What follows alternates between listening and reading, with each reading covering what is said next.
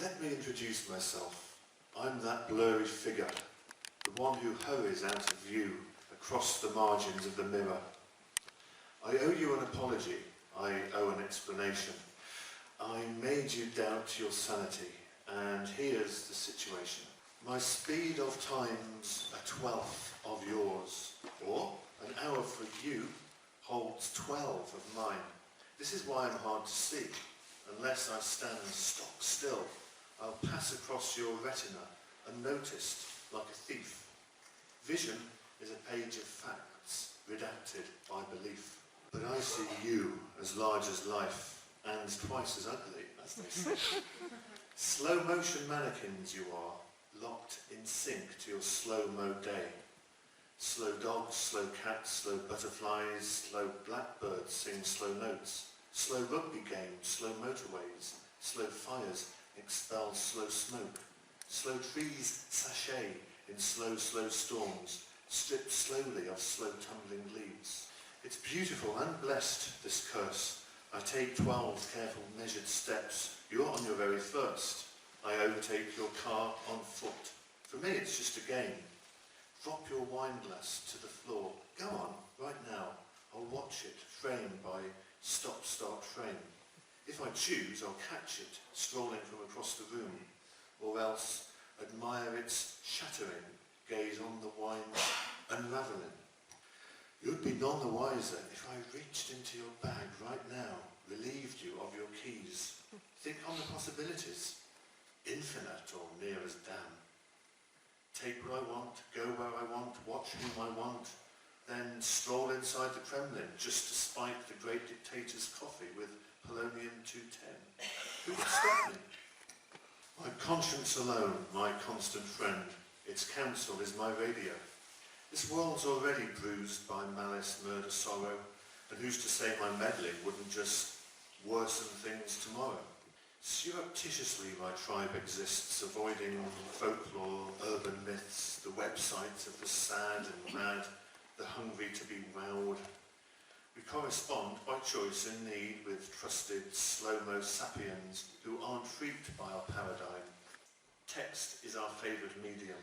The written word stays constant, whatever the ratio of time. None of us is born this way. Once upon a time I was the same as you are now. Time, I believed, had a single speed, a speed I shared with all the earth. Until one 18th of December, a day of death and birth. You see, I'd vowed to kill a man. His name was Crispin Hershey. An ageing British novelist, his reputation dwindling then. His name means nothing now to most, but on that 18th of December, he was my alpha and omega. I was a critic when I was young of all the things I could have been. Films, TV, opera shows, you name it. Mine, all mine, to make or break. Or so I like to think. I'd awarded Hershey's book, his last one in more ways than one, a thorough drubbing, a hatchet job, a Jack the Ripper special. It caused a stir, it killed the book, provoked 10,000 chortles. Some months passed, I half forgot, but Crispin Hershey didn't. Our paths crossed next at a festival in Colombia, where the writer shook my hand. He admired my bullshitlessness, my intellectual honesty, then planted drugs in my suitcase linings, tipped off the authorities. Perhaps he planned for nothing more than a dark, vindictive prank, but he never confessed to what he'd done, not even after my arrest. Mouth firmly zipped, he watched me tried and sentenced, sent to jail, Bogota Penitentiary. My career was gone, my health was gone, my savings spent on bribes. 4 years crawled by on blooded stumps, then transferred to a British prison, a stroll in the park after seasons in hell, until I was released. My old life was gone, as in utterly gone as last year's crop of flies. So I flew to New England to honour an oath I'd made to myself, back in my cell. And there I stood a week before Christmas, a campus office in snowy woods, pointing my gun dead ahead at the author of all my misfortunes. He knew the aroma of just desserts and didn't try to run or fight, deny his crime or talk me round. He asked me once to spare his life. My oath held firm. I'd received a diagnosis several days before. Cancer, inoperable, 18 months at most. Thanks to my stay in Bogota, the early signs had gone unseen. Why should Hershey have the life he had glibly robbed me of? A well-paid job, adoring students, a pension fund, wine tours of the Upper Rhine, when all I had ahead of me was chemo, tests and hospice beds. Screw that. Damn him. A bullet for Hershey, here and now. A second one for me. That's what I call justice, kids. I'd be the anti-hero. Inside the whirlwind in my skull, I counted down to 0. Judge, jury, executioner, I was. Guilty, guilty, we agreed. 10, 9, 8, 7, 6, 5. I felt no doubts. Crispin Hershey, eyes clenched shut, framed by his office window, a twilight view of snowy woods, my own reflection and my gun. At 4, however, what the? The falling snow was slowing down, not thinning out, but slowing down. At 3, damn me, the snowflakes stopped, or very nearly, almost stopped, as did Hershey's quivering face. Illusions? Triggered by endorphins in the brain? At 2, a figure came, still indistinct, a blur at the edge of my vision. Into focus it bloomed. A woman, old as old. A woolen coat, snow-spattered, a moleskin hat with ear flaps. No ghost, I knew, and yet, had Hershey looked, I doubted he'd have seen her. Her wrinkled hand reached out and rested on my wrist, warm as pockets, light as a papier-mâché bird. Her gaze was clear and eloquent. Don't do this. No, this isn't right. No, this isn't you. The Dubliners, as in James Joyce, swivel on epiphanies, and this was one such narrative. All the toxic bile I'd felt for Hershey up till then was punctured now and syringed off. A ceaseless hum of hate I'd never heard until it ceased. I hadn't felt so calm in years, not just since Columbia, ever. The old woman led me out. I didn't even glance behind at Hershey, sitting there, still waiting for the bullet. In the corridor, a cleaner swept the floor in incremental actions. We passed across her line of sight. My .38 was in my hand. And yet she didn't notice. Same story moments later. Downstairs in reception, a dozen kids stood still as waxworks. I can't avoid the simile. Waxworks moving in slow time if you watched for long enough. One girl was flinging back her hair as if a model in an ad for L'Oreal shampoo. Golden filaments floated swayed like sea anemones. Her friend sipped coffee from a cup, its steam uncoiled unhurriedly. Jock looked quite ridiculous, a gargoyle face, his head tipped back, and then a sneeze, 10 seconds from the ah! to the nebula of snot he blasted, drifted pollen-like away. Nice. Nice. Nice. Nice. On one kid's sleeve I brushed my thumb, just as real as you and me, according to my nose and brain. Yet we passed by, invisibly, my quiet guide and I. What gives? So strange it was, this interlude between two scenes. All I could do was let myself be led, much as we do in dreams. We're over halfway, hang on in there. Don't worry, she said, on the steps outside in the snow that took an age to fall. My sanity was still intact. I wasn't dead or dreaming. American, her accent, her diction crisp, her volume low, as if she hadn't raised her voice for 50 years or more. I live at slower speeds than you, 1/12 to be precise. That's why they seem to move so slow, why we run rings around them. She'd saved me up in Hershey's room from my collapse of judgment. True, I had been poorly used, but I was not a killer. She'd bought me time to think again, to think from fresh perspectives. Her task complete, she had returned back to her cabin in the hills. I could remain, and with her gone, time would revert. I'd then be free to come or go, or climb the stairs to Hershey's room and finish what I'd just begun, if, after all, I wanted blood. Or I could choose to follow her, learn about her and her kind, and how her gift might heal me. I didn't hum and haw for long. I had no money, cards or friends, no ticket back to Manchester. I'll follow, I answered, if that's okay. She said, okay, but first I'll need to kindly dump my gun. I felt relief. I dropped it in a wheelie bin. She said, good, and led me up an icy path and past a campus cemetery where headstones rose up from the snow between the mammoth well-fed pines. We crossed a road, we passed a bus. Its passengers were caught in time, like giant flies in gelatin.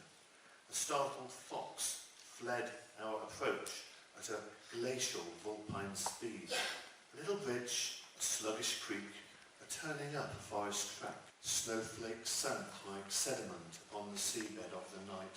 How long, how far we hiked uphill along the track between the trees, I couldn't say. We didn't speak. The silence was eternal. The cabin stood upon a rock. I guessed by day the view was great, but all I saw was night and branches, mid-air snow and snow marooned, and icicles from eaves. The ancient woman turned the key, the door swung in. Inside there was a stove for heat, a lantern lit, a coffee pot, 2 narrow beds, and not much more. Had I been a younger me, I would have fired off questions now. Who and what and how and why? But Bogota had taught me patience, and quietly I nursed my mug. My host prepared some veggie broth and served it up with nutty bread and walnut oil. Sweet God, it tasted good. In centuries gone by, in countries that no longer are, the names by which her tribe was known was Time-Gyptians or Time-Gypsies. In modern days, my mentor said, we use meanderers instead. Meanderers live longer than their mayfly counterparts. Take 70 years and 10, then multiply by 12 again. Come on, Einstein, you do the math. Longevity of these extremes kicks up problems that the mayflies cannot get inside. Who will love us, who will care? Not these unseen mannequins who do not believe we're even there. Elongated lives are solitary ones. As mayflies age, the big game over flashes ever brighter. The value of a day increases. The ending of meanderers, by contrast, stays remote and dim. Year by year, for us, she said, a terminal ennui creeps in. The solution, I and many find, lies in that olden injunction. Do unto others as you would have them do unto yourself. That's our code, she said, our key, our function. A cure-all for futility. Food for the hungry, drugs for the sick, a shove for the drunk from the path of a truck, a slap for the sleeper before the smoke from the fire downstairs kills, or just showing up for a damaged man about to pull a trigger needlessly. Our acts are credited to chance, to fate, or prayers. Who cares? It's outcomes, not their origins that count. I listened to her every word, and I believed them, every one. No other explanation seemed any less absurd. We listened to the kettle's wheeze, the muffled drumming in our ears, voices from the past, or not yet happened years. I asked, why me? She opened up the stove, heat bled out. She fed the fire a log. Her face was shade and copper gold. 80 calendar years I've lived, she said, which felt like 7 centuries instead. My river flowed and changed its course and carved the land and reached the sea. So all things end, including me. I'm looking for a candidate to pass my gift on to. And for a while now, Richard, I've had my eye on you. I digested this, or tried my best. Well, I'm honoured, I told her, but you must be crazy. That very day, I'd nearly shot a man. What sort of guardian angel would I make? The sort who knows pain, who understands despair, she said. The useful sort. And honestly, compared to me, my friend, compared to what I did, you're a Boy Scout, a goddamn saint. I told her I had cancer. Not only did she know, my illness made her trust in me. Take an 18-month prognosis, she said, multiply by 12, and add to what remains. Come on, Einstein, you do the math. Almost finished, and so is Diego. I awoke alone in the cabin. Daylight lined the shutters. I opened up and drowned my lungs in pure, cold winter mountain air. The sky was blue, symphonic blue. My retinas sang and ached. Snow-heaped woods ran miles and miles and miles and miles to the Hudson River and on and up to the Catskills. I stayed near the cabin for my first slow day, equivalent to 12 of yours, yet the sun crossed the sky just once.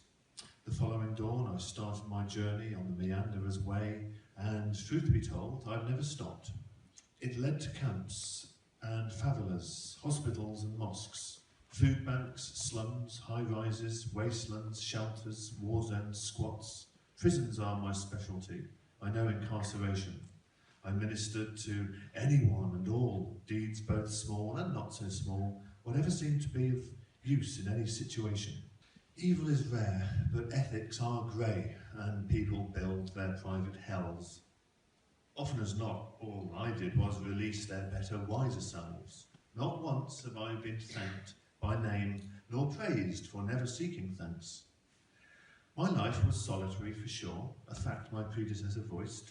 Sure, now and then I've made mistakes, and yet I've proved a decent choice. I hope so, at least.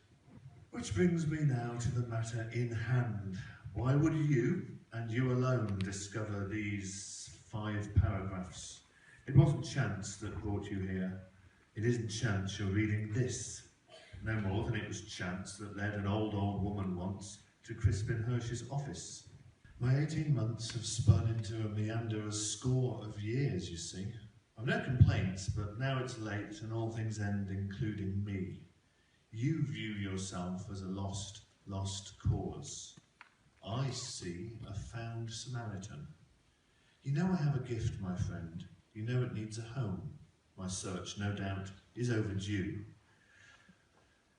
Truth is, I've had my eye on you.